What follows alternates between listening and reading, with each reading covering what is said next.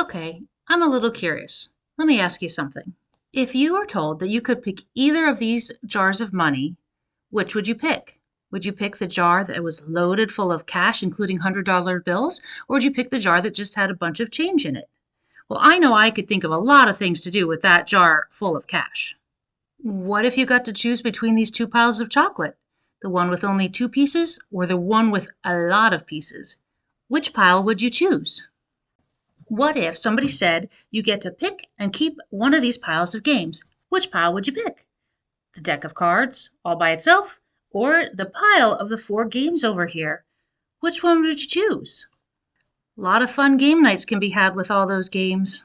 Now, what if you were told that the item you didn't choose was going to go to somebody less fortunate? Would you choose a little differently? If you originally chose the jar of cash, would you maybe decide to save that for the person who needs it a little bit more? In Matthew chapter 20, verses 1 through 16, Jesus shares the parable of the laborers in the vineyard.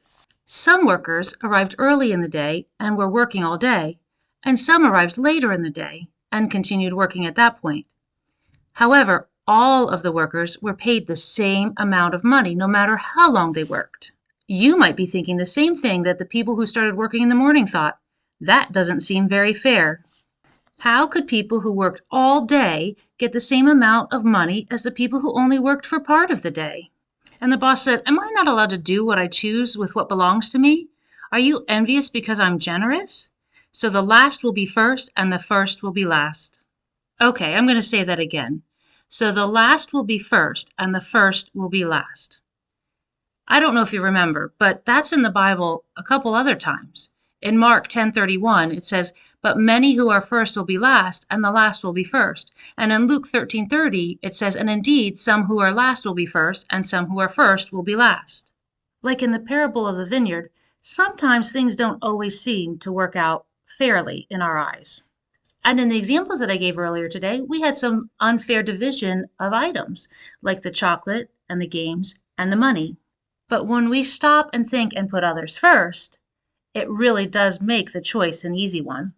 For the last to be first and the first to be last, Jesus doesn't mean that we always need to come in last place in sports or always be at the end of the line. He means that we need to put others first. We need to remember to love our neighbor. This week, I need you all to stop, think, and find a great way to put someone else first. Have a great week, everybody.